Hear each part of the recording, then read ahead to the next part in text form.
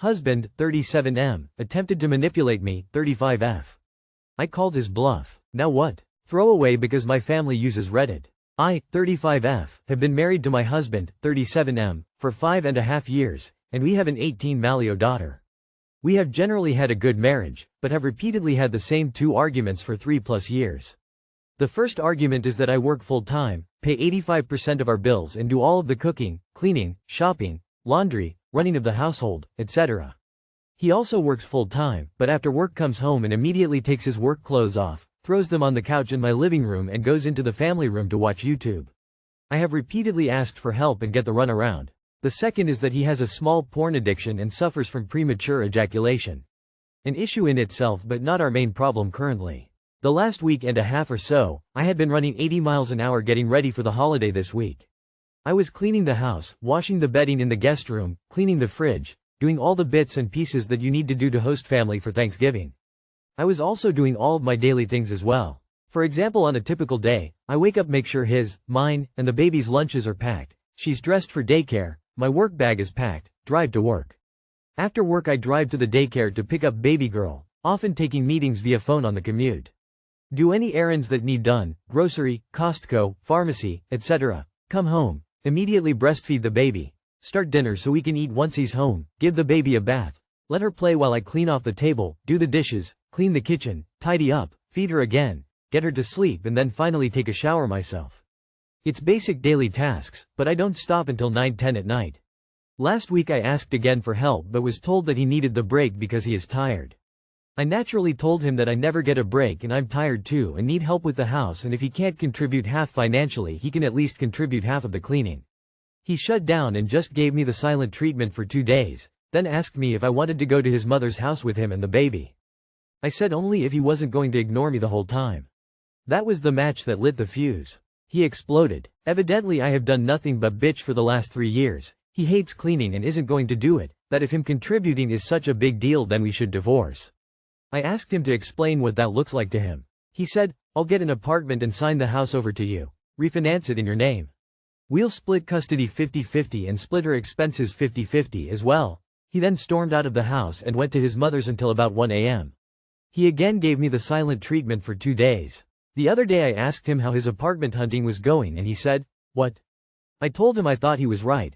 I had been bitching about this for 3 years. I'm miserable and he's not helping make my life easier. That I agreed divorce is the best option and that I would rather separate as friends and be good co-parents than grow to hate him and feel stuck in a toxic marriage. He then said, I only said that to scare you into shutting up. Basically he attempted to emotionally abuse, manipulate me to get his way. As someone who grew up in a toxic and abusive childhood, this immediately shut me down emotionally. Like I look at him and I feel nothing. He is trying now to get back in my good graces, bringing flowers, chocolates, and all it does is make me angrier. I need advice. Is the fact that he tried to manipulate me and admitted it a valid reason for me to just want to shut this down? Because I have to be honest, I'm tempted to ruin Thanksgiving. I don't know if I'm just angry and reacting out of that or if I am truly at the end of my rope. He's trying to make it up to you with flowers and chocolates, instead of the cleaning you've repeatedly asked for. Tears of joy, tears of joy. I'm sorry, I can't. He even fails at groveling. Tears of joy. You don't need permission to leave, but here it is anyway. You have permission to leave this really toxic situation and you will probably be happier without him dragging you down. As I see it, the divorce is coming no matter what. It's just the when that is in question. I'd say the sooner the better. As a single mom, you'll be paying 100% of the bills and doing 100% of the work, but you'll have one less child to do it for. Follow through and give him that divorce. You are already taking care of everything. It'll be easier without him in the house with you. And you'll at least get a break during his custody time. I'm honestly just surprised you had a child with him if this has been a problem for 3+ years. So he does nothing, contributes almost nothing, and the sex is bad? And he thought he'd scare you by saying he'd leave you? That doesn't sound scary, that sounds like a gift. He's trying to get in your good graces with flowers and chocolate, not cleaning the fucking house like you asked in the first place. Yeah, I can see why you're done. It's okay to just be done. Wife, 27F. And her family kept her affair hidden from me, 31M. Best way to go about it for me? Thinking about serving my pregnant wife with divorce papers at her parents' house on Thanksgiving Day. Backstory is that I've been married to this woman, Becky, for 4 years now. 3 weeks ago she meant the world to me. I would have done just about anything for Becky, but now I don't even see her as a human. I've always wanted a family and she knew this before we got married. She also had the same goals in life for us. After getting married she decided that she didn't want to be a mother, and I was hurt but accepted her decision. We purchased a small farm after getting married, and Becky decided that would be her full-time job. We really were blessed to be living the beautiful life that we were living. Becky wants a thoroughbred horse for 6 figures, no problem. Becky wants to import a herd of Brahman cows, because regular cows look boring, no problem. Becky wants a brand new diesel truck every year to drive into town, no problem. I had no issue providing all of these things, because I knew her first love was taking care of animals.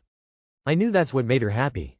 A few weeks ago her best friend, Emily, wanted to know if I was available to meet her, because she wanted to tell me something. I figured that she had a surprise for Becky and wanted my help or something. Emily came over to the house when Becky was away, and basically handed me a file with the evidence of my soon-to-be ex-wife's affair. Becky had been having a full 8-month affair with the married veterinarian. Emily and Becky have been best friends for over 10 years, so Becky tells her everything. Emily let me look over the file, and then told me about the affair. The highlights of the affair were that it was with someone who bills me hourly for thousands of dollars. The same man I see in church, where my father-in-law is the pastor, and shakes my hand while me and his wife are clueless. Becky and him sleep together in what is supposed to be our house daily. Almost every time Becky goes on a trip it's with her lover and not her friends. Becky deliberately sent me 2 states away to pick up a trailer, so she could have the house to herself and her lover. All the new girly clothes and heels are for this man and not me. The icing on the cake is that Becky is currently pregnant with her lover and not me. I know this because she admitted it all through text to Emily. She admitted to keeping the truth hidden from me. Emily also knows Becky had a conversation with her parents, who are supposed to be very high-ranking religious people in our little town. Her father, who's the pastor, encouraged his daughter to keep the truth hidden about everything to protect their image. The worst part is I was so excited about this news, and now my friends and family know.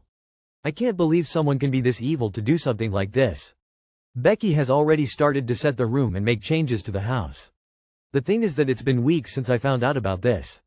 I've used that time to get my ducks in a row for divorce. She has zero idea that I know what's going on behind my back. I also took this time to confirm and get video evidence of the affair. I've already hired my divorce lawyer, who's not even from our town. Luckily my state isn't a community property state. According to my lawyer I will probably come out pretty well, especially with all the evidence we have on her.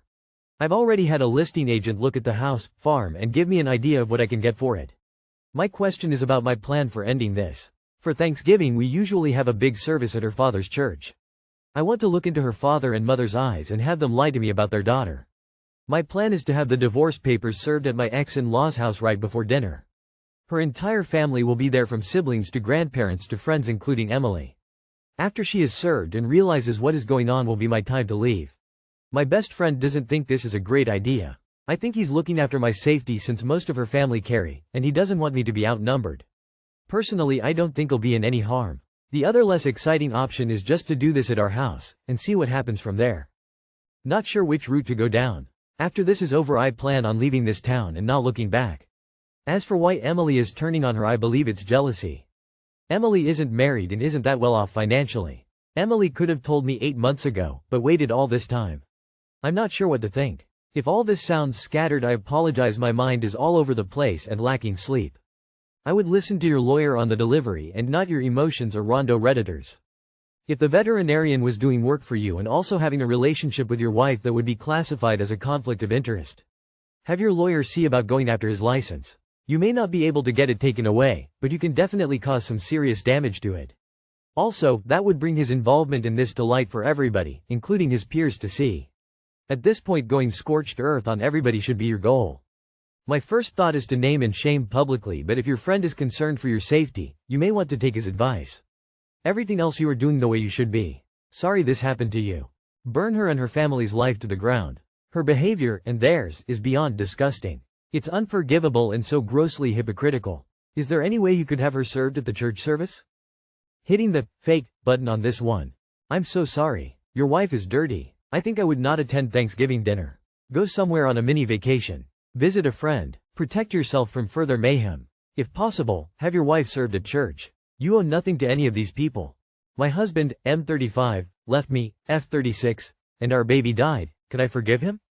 I was 13 weeks pregnant when he left. The last 6 months have been hell for us, as we delivered a stillborn baby girl at 22 weeks in May. Pregnancy symptoms, like nausea and vomiting and fatigue, had me operating at minimum status. I have also been extremely anxious this pregnancy after our recent loss. We had been fighting a lot. We both work full-time, while I handle all of the household responsibilities, all cooking and cleaning, and take care of our other children, ages 2, 9 and 10.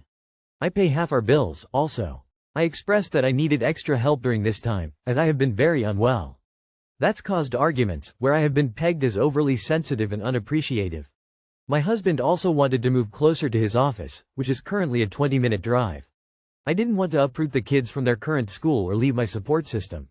We live near my parents, and as the main caregiver, with a new baby coming, I didn't want to lose quick access to their help. I felt like his desire to shorten his commute despite all these things was selfish, and I said as much.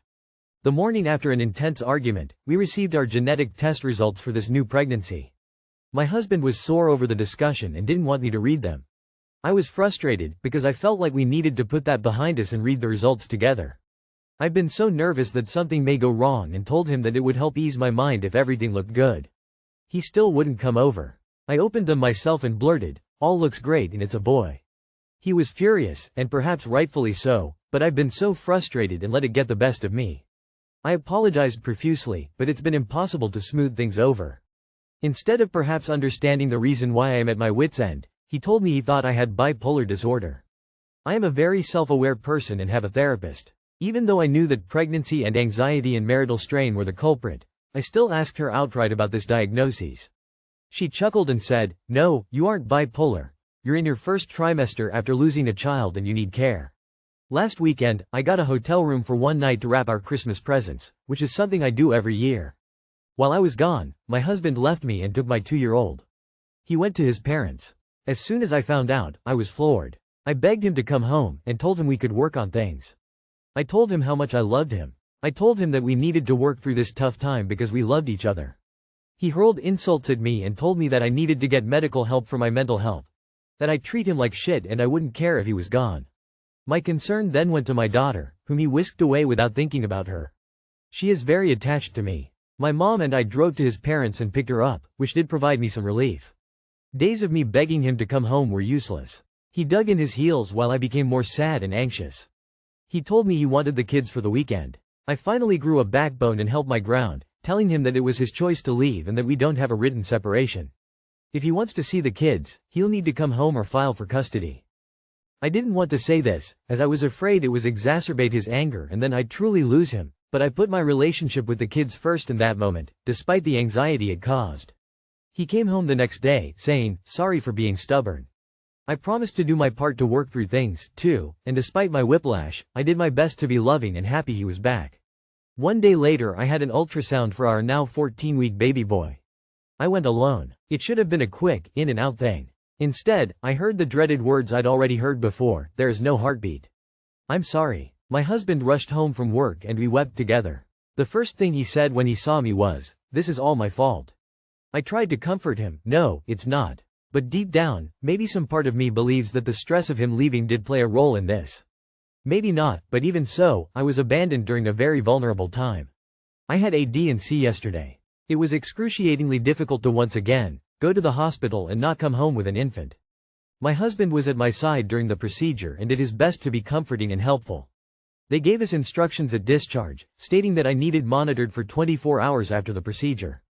Being home is hard, as I'm now faced with the reality of 2 late losses in 6 months. My husband got up and went to work this morning, despite my condition. He runs his own business, so I think he could have stayed home. I feel a bit abandoned again. I wonder if the emotional toll of all this made him want a distraction, but I don't feel like leaving me alone right now is okay. This man chose to leave when things got hard. I feel somewhat resentful and hope I can heal from this, but will I ever forgive him? I don't know. Would you fight for your marriage or throw in the towel? I'm not completely blameless, but I do wonder if I deserve care, safety, and a team player. TLDR. We lost a 22-week-old baby girl in May but got pregnant again 3 months later. We have been arguing, and I have expressed the need for more help during this pregnancy. One fight led to my husband leaving me, during which time we lost our second baby at 14 weeks. I feel resentful toward him for abandoning me during the time I need it most. Can I ever forgive him? Why would you want to forgive a man who abandoned you and 2/3 of your kids while you are pregnant? There's no marriage here to fight for. Frankly, you'll never trust him again. Rightfully so. You deserve significant other much better. 2 hearts. You can both forgive him and not stay married to him. This guy isn't a keeper. He isn't contributing to your marriage. He sounds like a shit dad. When he left for his parents, he took the 2-year-old but left the other 2 at home. If you stay with him, you are not modeling healthy relationships for your kids. Forgiveness is about deciding to let go of anger. It is something you do for yourself, not for the benefit of the other person. In the fullness of time, you may decide to forgive him. But that does not mean you should ever trust him with you or your children's well-being. I'm not religious, but something a pastor said has stuck with me forever. God wants you to forgive, but he does not expect you to forget. The saying of, when somebody shows you who they are, believe them, holds true here. Your husband has shown you repeatedly who he is and that he isn't going to support you in times of need. If you are really wanting to hold on to your marriage, maybe try marriage counseling. But honestly, I would walk away from this personally. You deserve someone who will be there to support you in good and bad times. He is doing neither really. I am at a loss as to why Op would even consider remaining married to a partner who abandoned her and their children, called her bipolar, left her to grieve alone a second time, and has called her all sorts of derogatory names? Stop begging him for anything. This tells him he can do as he pleases and you will still plead for him. He really doesn't care about you. Let it go and please don't get pregnant again. Babies don't keep marriages. Feels like there's a lot missing here. Your husband runs his own business. Why does he want to move closer to the office? It's only 20 miles away. Why doesn't he want to read the genetic test results? Why did he get angry when you told him the results? 'Cause he didn't want to know. You have a 2-year-old and after a stillborn in May, you conceived pretty quick afterwards. You mentioned a support network. Where are they? You've left out quite a lot. Unless your husband really did get incredibly angry with you for looking at the test results, insulted you and left with your 2-year-old. Over a test result. Overheard my 41M wife 34F wish death upon my dad 62M with lung cancer over a lake house and money. I've been married to my wife for 14 years now, and we have a great relationship. My wife, as far as I know, gets along great with my dad. My mother passed away 10 years ago, but she got along great with my mother also. My dad has stage 4 lung cancer, which has been brutal for us as a family. If I'm being honest, he might not make it to Christmas. It's had to lose one parent, but losing 2 parents at a relatively young age for them to die sucks. I love my dad and so do my daughters. This morning I came home from work, pilot, and I overheard my wife talking to her sister about my dad.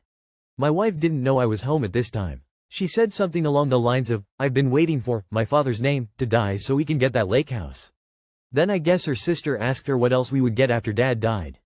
She followed up by, he's got millions stashed away which are all going to my name. After hearing this I was heartbroken and filled with anger. I just quietly left the house and haven't been back yet.